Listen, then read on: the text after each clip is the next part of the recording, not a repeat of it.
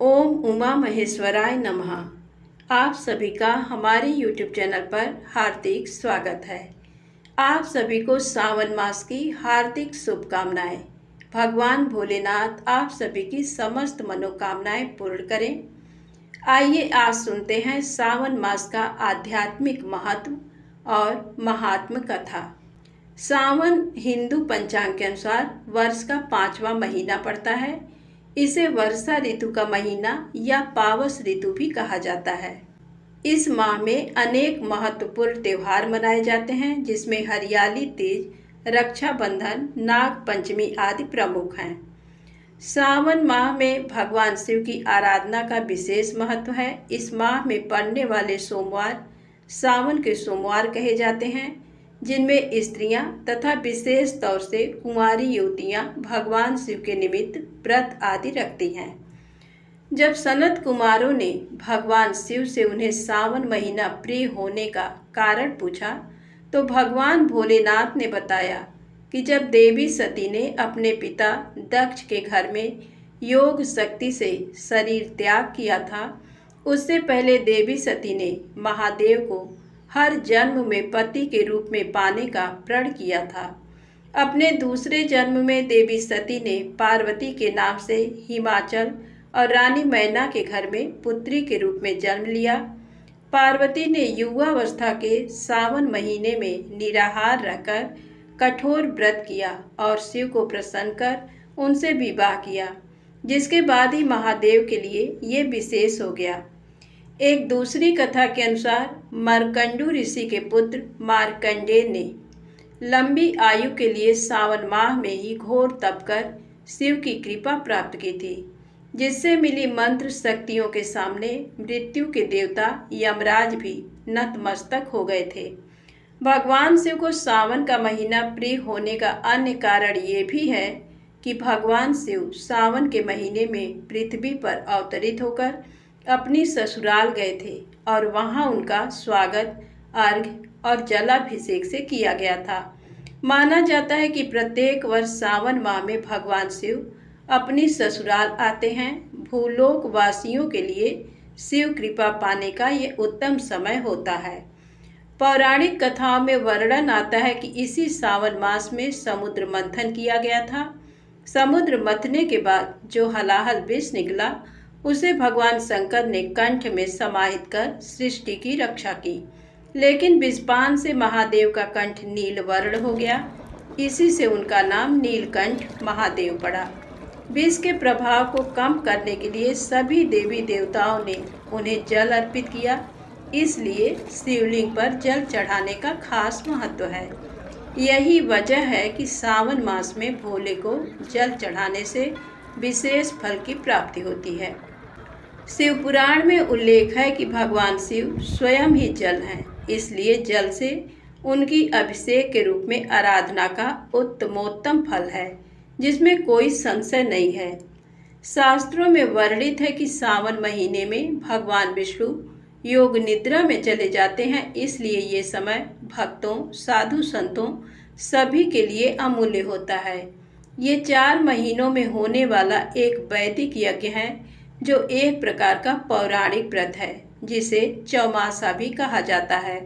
तत्पश्चात सृष्टि के संचालन का उत्तरदायित्व भगवान शिव ग्रहण करते हैं, इसलिए सावन के प्रधान देवता भगवान शिव बन जाते हैं। सावन मास में भगवान शंकर की पूजा उनके परिवार के सदस्यों संग करनी चाहिए। इस माह में भगवान शिव के रुद्राभिषेक का विशेष महत्व है, इसलिए इस मास में प्रत्येक दिन रुद्राभिषेक किया जा सकता है, जबकि अन्य माह में शिववास का मुहूर्त देखना पड़ता है। भगवान शिव के रुद्राभिषेक में जल, दूध, दही, शुद्ध घी, शहद, शक्कर या चीनी, गंगाजल तथा गन्ने के रस आदि से स्नान कराया जाता है। अभिषेक कराने के बाद बेलपत्र, समीपत्र, कुशा तथा धूप आदि से शिव जी को प्रसन्न करते हैं। अंत में भांग, धतूरा तथा श्रीफल भोलेनाथ को भोग के रूप में चढ़ाया जाता है। शिवलिंग पर बेलपत्र तथा समीपत्र चढ़ाने का वर्णन पुराणों में भी किया गया है। बेलपत्र भोलेनाथ को प्रसन्न करने के लिए शिवलिंग पर चढ़ाया जाता है। आग का एक फूल शिवलिंग पर चढ़ाने से सोने के दान के बराबर फल मिलता है। 1000 आग के फूलों की अपेक्षा एक कनेर का फूल, 1000 कनेर के फूलों को चढ़ाने की अपेक्षा एक बिल्व पत्र से दान का पुण्य मिल जाता है। 1000 बिल्व पत्रों के बराबर एक द्रोण या गुमा फूल फलदायी होते हैं।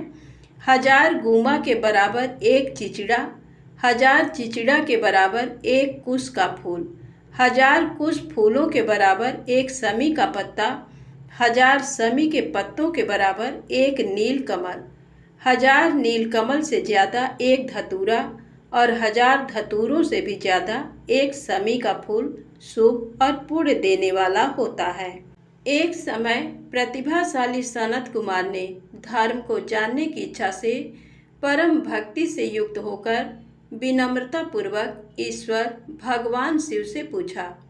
सनत कुमार बोले, योगियों के द्वारा आराधनीय चरण कमल वाले हे देवदेव, हे महाभाग, हमने आपसे अनेक व्रतों तथा बहुत प्रकार के धर्मों का श्रवण किया, फिर भी हम लोगों के मन में सुनने की अभिलाषा है।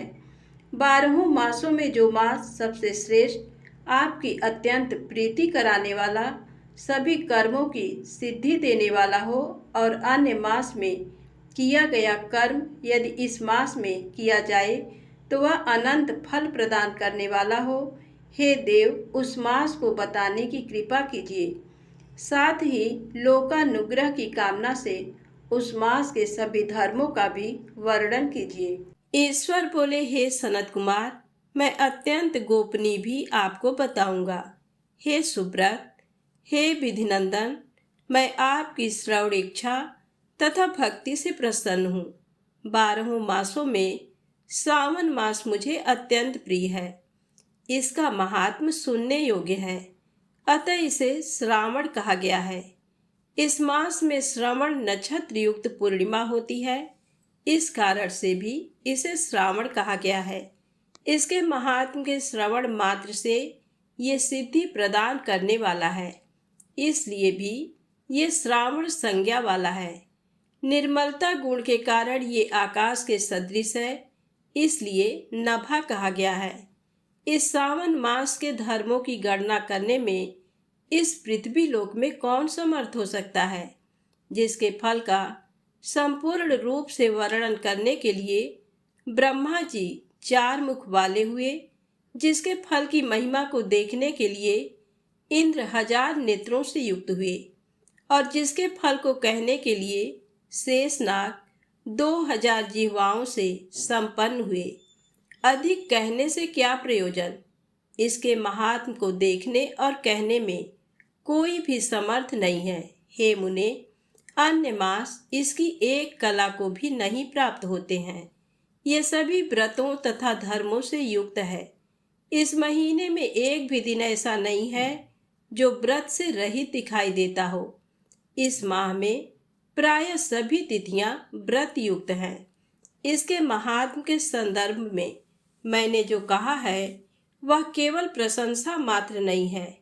आर्तों, जिज्ञासुओं, भक्तों, अर्थ की कामना करने वाले, मोक्ष की अभिलाषा रखने वाले और अपने अपने अभिष्ट की आकांक्षा रखने वाले चारों प्रकार के लोगों, ब्रह्मचर्य, गृहस्थ, वानप्रस्थ, संन्यास आश्रम वाले को इस सावन मास में व्रत अनुष्ठान करना चाहिए।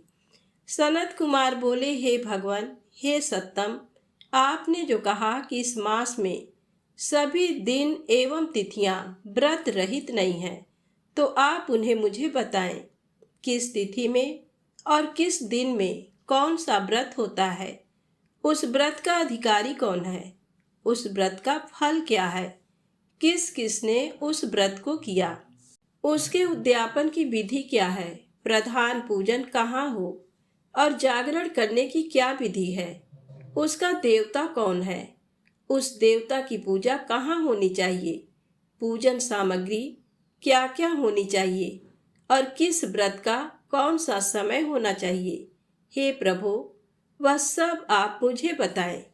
ये मास आपको प्रिय क्यों है? किस कारण ये पवित्र है? इस मास में भगवान का कौन सा अवतार हुआ, ये सभी मासों में श्रेष्ठ कैसे हुआ, और इस मास में कौन कौन धर्म अनुष्ठान के योग्य हैं। हे प्रभु, ये सब बताएं। आपके समक्ष मुझ अज्ञानी का प्रश्न करने में कितना ज्ञान हो सकता है, अतः आप संपूर्ण रूप से बताएं।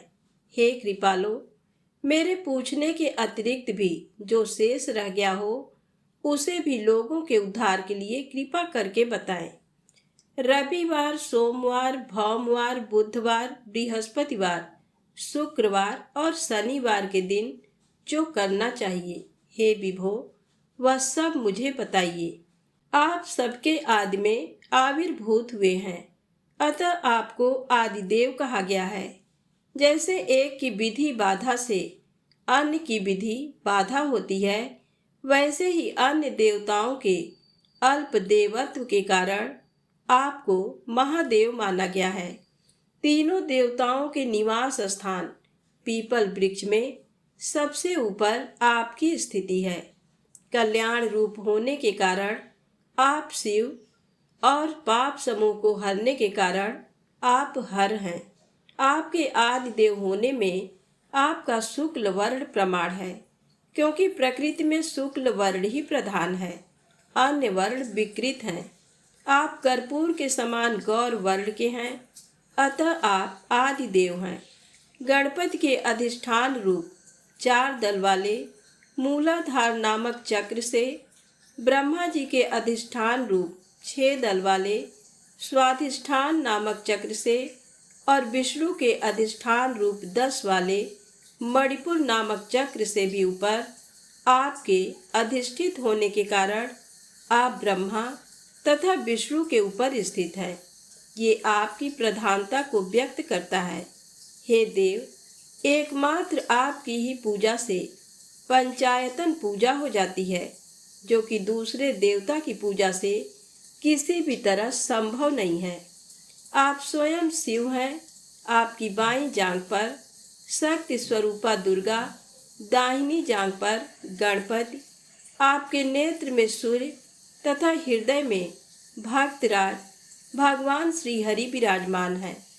अन्न के बाह्य रूप होने तथा रास के विष्णु रूप होने और आपके उसका भोक्ता होने के कारण, हे ईशान, आपके श्रेष्ठत्व में किसे संदेह हो सकता है।